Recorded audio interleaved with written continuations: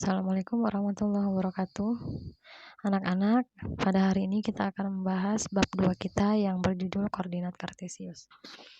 Nah, sama seperti bab 1, bab 2 ini materinya sedikit sehingga dapat kita selesaikan dalam satu pertemuan. Oke, yang pertama mau kita bahas yaitu tentang posisi titik. Posisi titik itu terbagi dua. Yang pertama, posisi titik terhadap sumbu X dan sumbu Y. Artinya kita mau menghitung jarak antara titik A terhadap sumbu X maupun ke sumbu Y.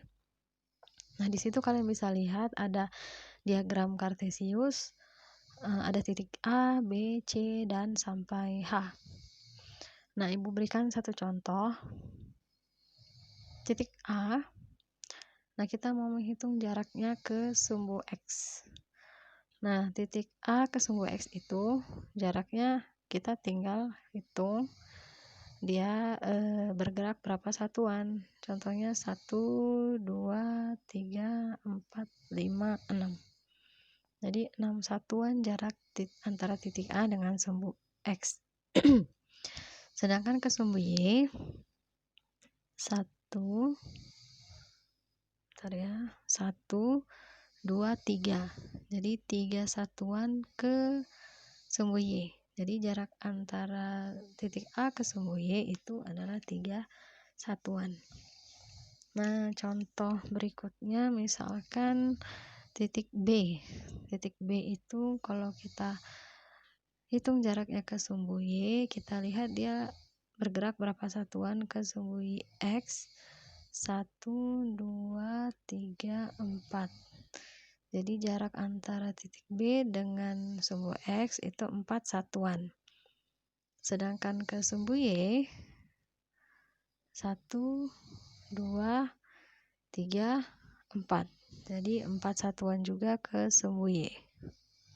Satu contoh lagi, misalnya titik C.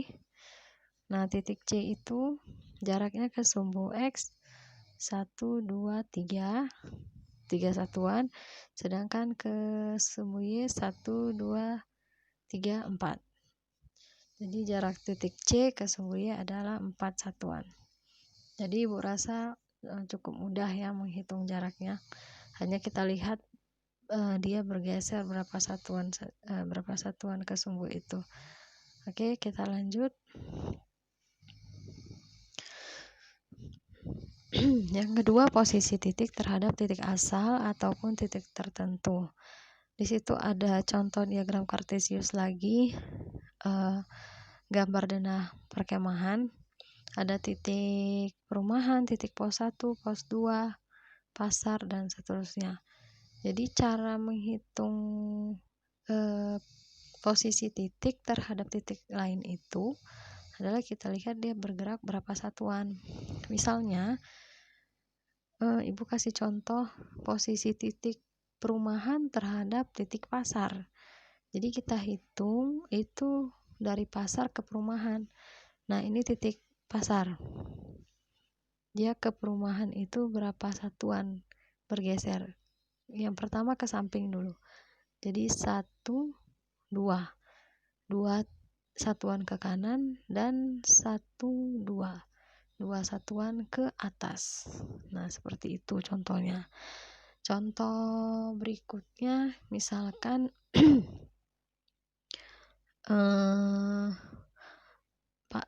posisi titik pasar ke pos 3. Jadi yang pertama kita hitung dulu dari pos 3 ke pasar dari samping. Jadi pos 3 itu kita hitung ke samping 1. Jadi satu satuan ke kanan dan 1, 2, 3, 4, 5, 6. 6 satuan ke atas. Nah, seperti itu kira-kira. Nah, ini Ibu rasa juga cukup mudah cara menghitungnya. Tinggal kita lihat bergeser berapa satuan ke kanan atau ke kiri, ke atas atau ke bawah. Seperti itu saja. Kita lanjut ya. Yang ketiga, memahami posisi garis terhadap sumbu X dan sumbu Y. Jadi di sini ada 3 gambar, 1, 2, 3. Ketiga-tiganya ini adalah menggambarkan posisi garis, di mana posisi garis itu ada 3. Yang pertama sejajar, yang kedua tegak lurus, yang ketiga memotong. Nah, yang mana yang sejajar, yang mana tegak lurus, dan yang mana memotong. Nah, ini gambar yang A, garis L1, L2, L3, dan L4 itu disebut sejajar dengan sumbu X. Kenapa? Karena dia sama-sama mendatar. Ini sama-sama mendatar. Sedangkan L1, L2, L3, L4 itu disebut tegak lurus dengan sumbu Y. Jadi kalau yang L1 sampai L4 mendatar, sumbu Y kan dia ini vertikal, maka itu disebut tegak lurus.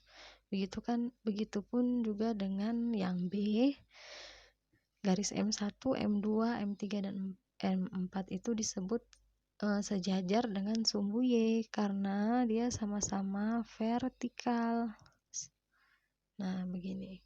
Sedangkan M1 sampai M4 itu disebut tegak lurus dengan sumbu X. Begitu. Nah, yang C ini disebut memotong. Kenapa? Karena N1 itu memotong di sini di sumbu Y dan di sumbu X. Nah, jadi seperti ini gambarnya disebut posisi garisnya adalah memotong. Oke, anak-anak Ibu, itu saja materinya.